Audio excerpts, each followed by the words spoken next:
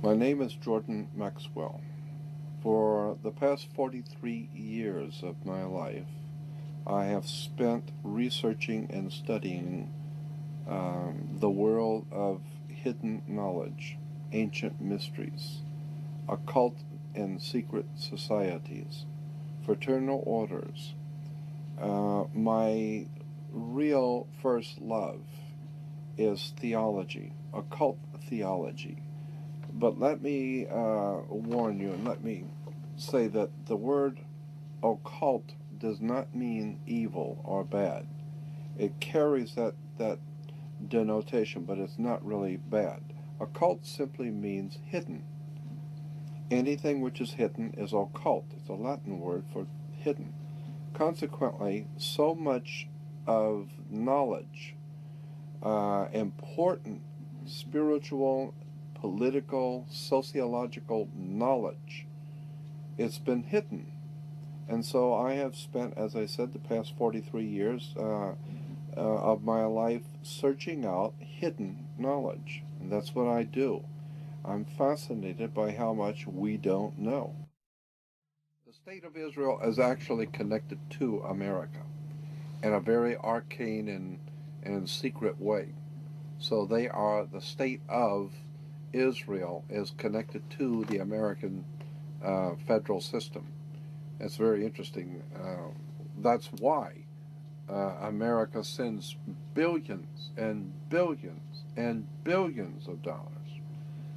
Quite literally, I've heard the figure per year, something like $17 billion a year to the state of Israel. Incredible amounts of money. Why?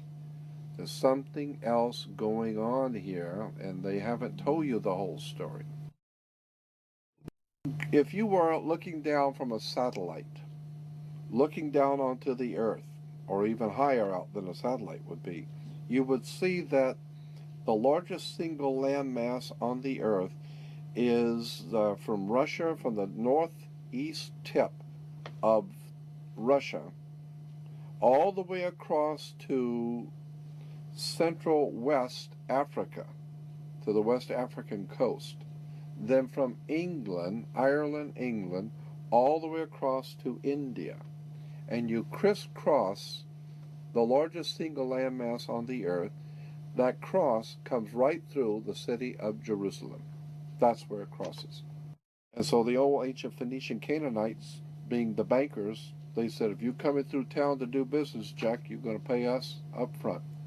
And so whoever controls Jerusalem controls the flow of oil, drugs, all kinds of products, the flow of gold, diamonds, all the valuable things in the world goes through Jerusalem.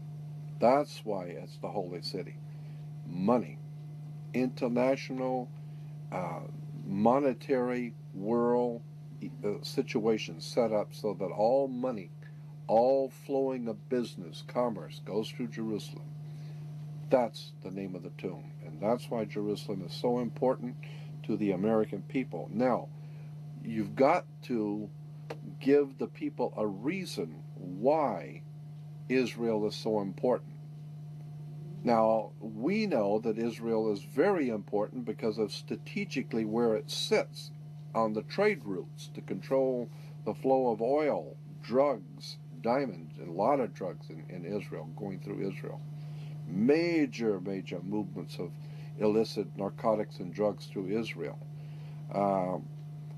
And diamonds, gold, money, etc., etc. But you've got to give the people who are going to go over there and lose their lives and give their sons in war, you've got to give them a reason. So we tell them that it's religious. It's the Lord's chosen people, the Lord's people. And the Lord himself has chosen Israel. And we give them a line. You'd be surprised what Americans love. They love that kind of stuff. And so we tell them, it's the Lord's will. And the Lord Jesus was there, and all the great prophets and all of that. And so we have to protect that little country, Israel, because it's the Lord's will. So I believe that all of these things which are happening right now in the Middle East um, is there are many factors involved. Obviously, it's not just oil, it's not just money. Those are the cards on the table. When you're laying out the game and you're going to play a game, a high stakes game, say in Las Vegas, where hundreds of thousands, if not millions of dollars are laying on the table, and you're playing a high stakes game, you're going to have the cards you've got that you're playing. Well, one of the cards that's being used in this high stakes game is, of course, oil. One of them is, of course, drugs. Drugs are very big business in the Middle East and in Europe, and so I feel that the drugs are one card, oil is a second card, the control of money, banking, fraternities, controlling the flow of commerce and business in the world. That's another card on the table. But above the cards are the players. The players only using the cards. And I think the players in this world game that's being laid out for us now are guided not by the cards. They're guided by something else. There's something else going on here. And it has to do with secret societies and ancient religions.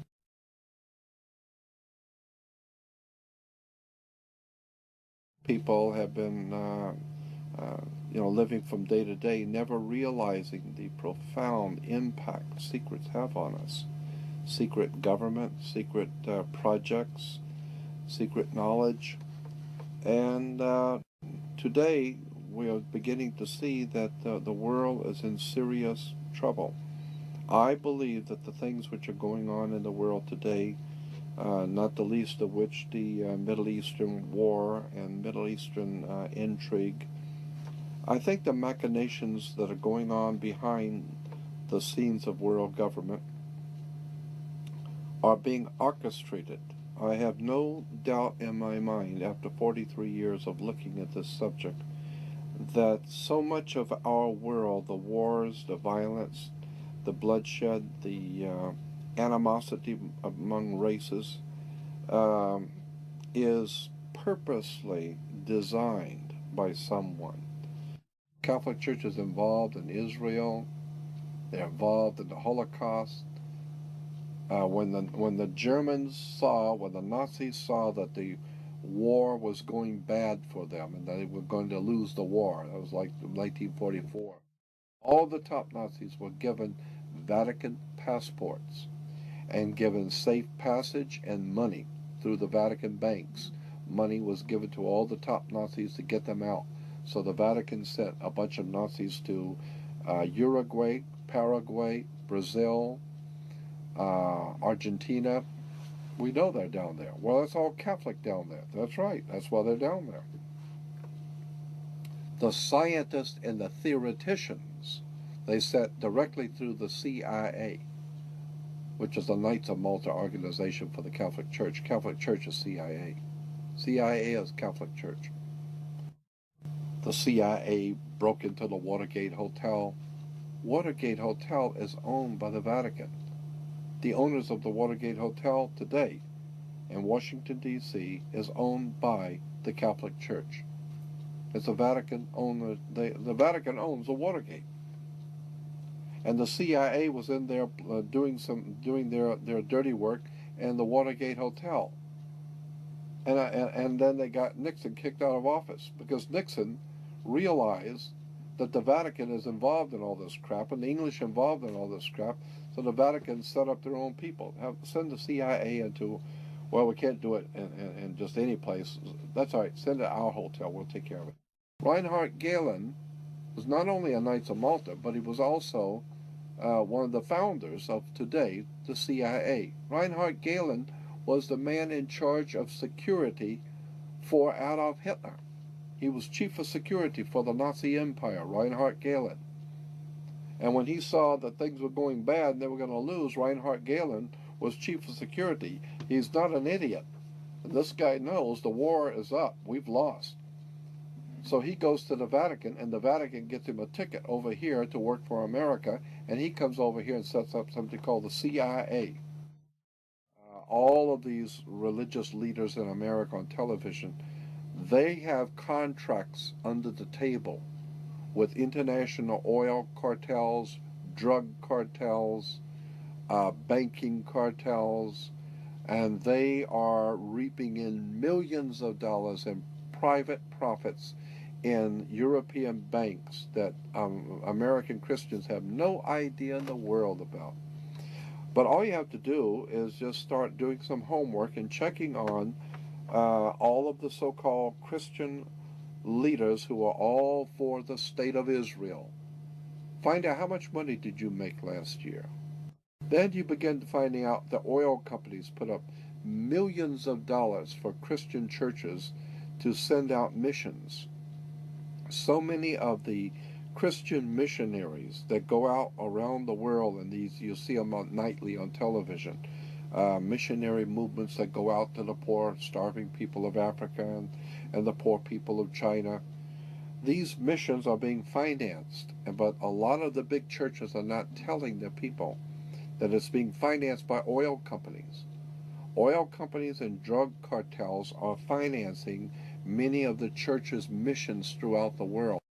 We now know, we have documented proof beyond a shadow of a doubt that World War I, World War II were planned long in advance.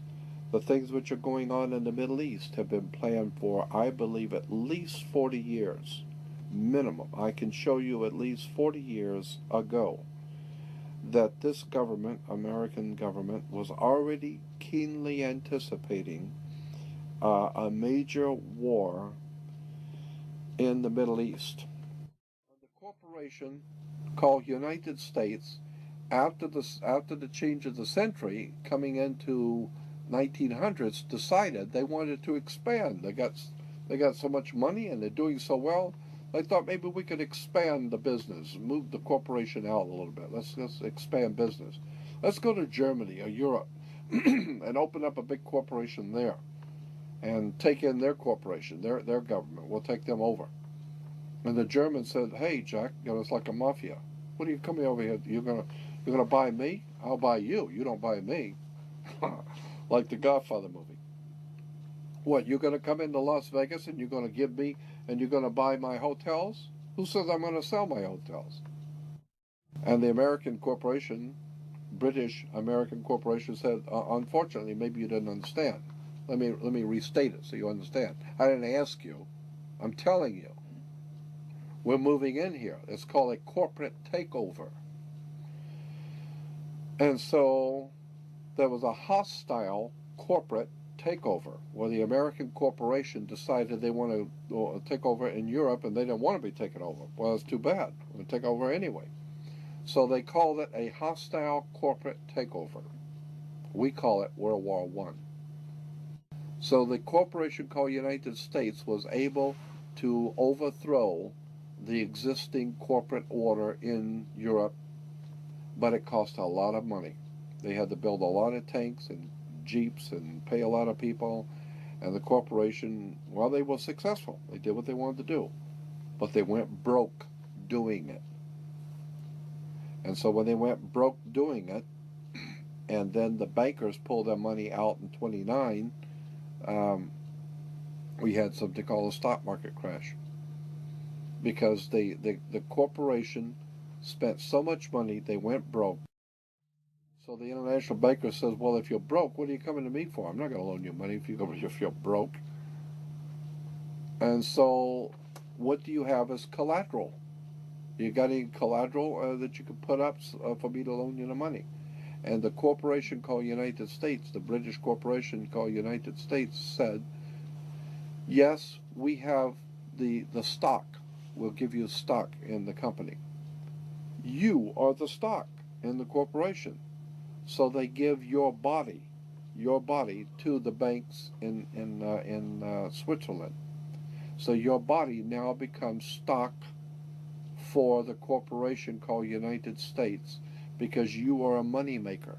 Bankers came in and said, if we're going to loan you money, you guys have lost money, you guys have gone bankrupt, we're going to take care of the accounting. We're going to see where the money goes. We'll give you the money, but we're going to make it sure it goes where we want it to go. So they set up the Federal Reserve System and then the collection agency to make damn sure that you people pay us.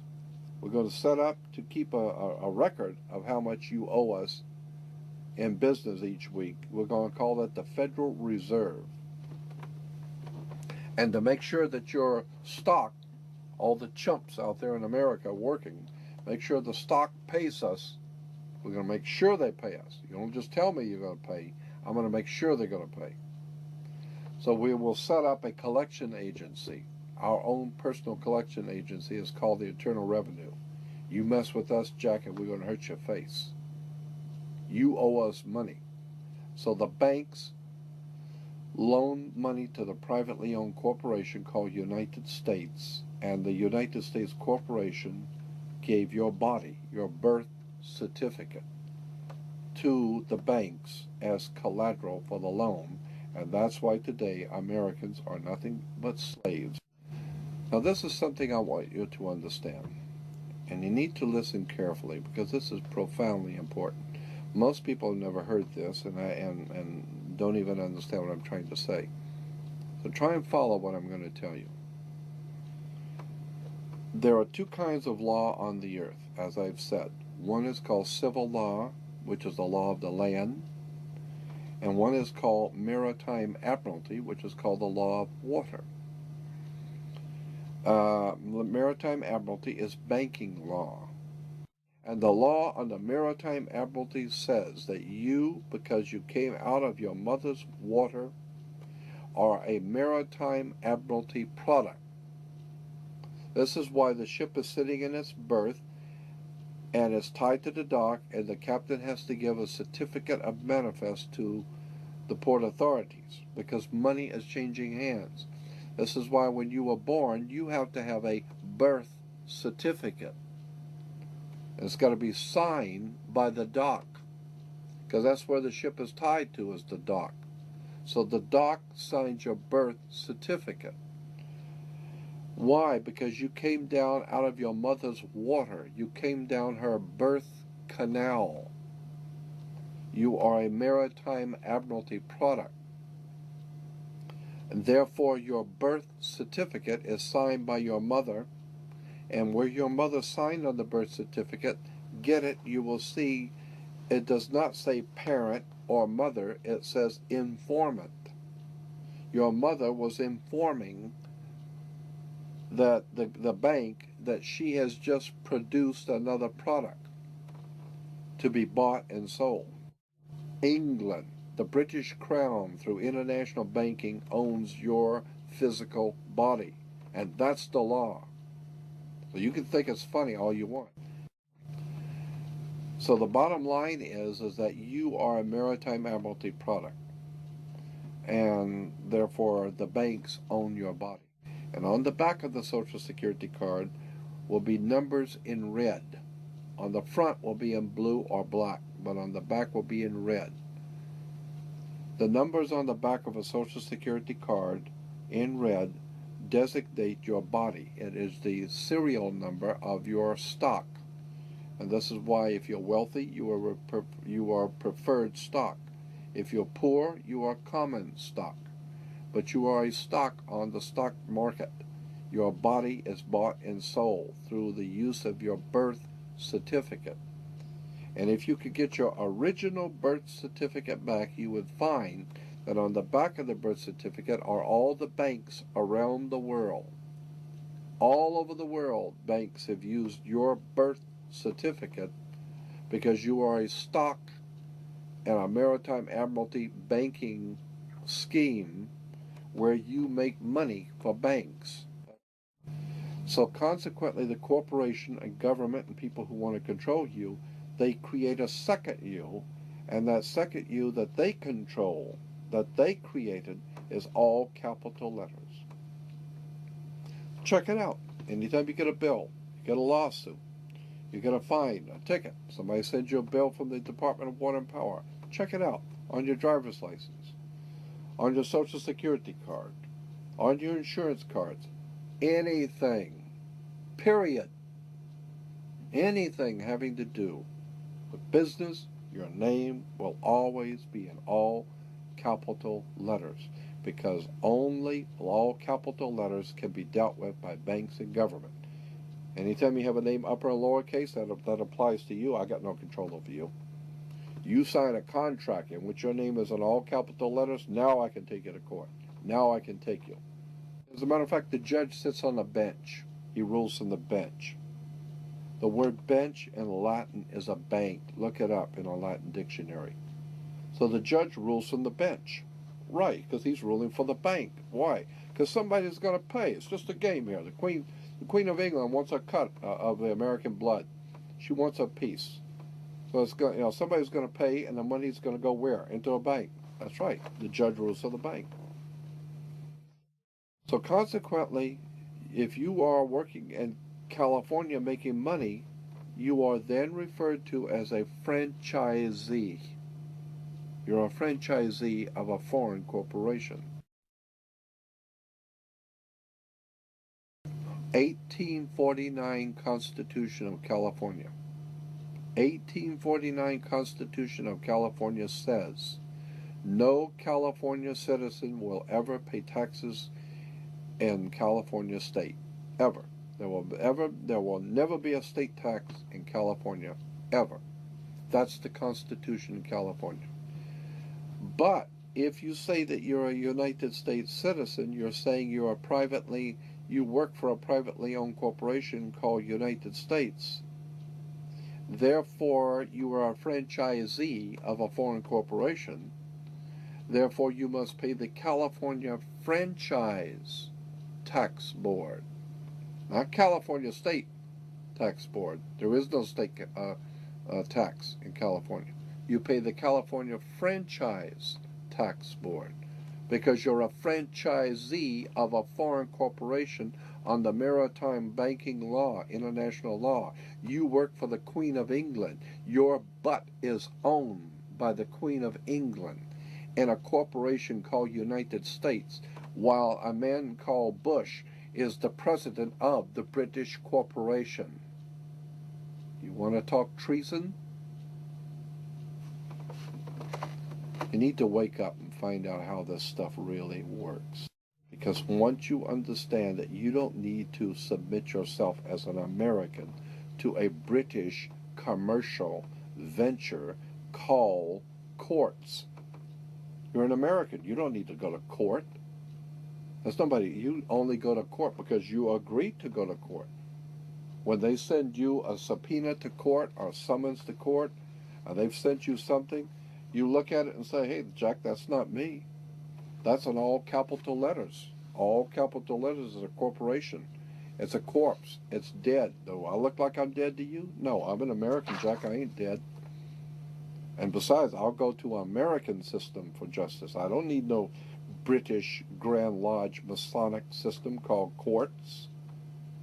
This British Grand Lodge Freemasonic system called Inns of Court comes out of England. And it has manipulated, exploited, and lied to the people. And everybody in America thinks they got to go to court.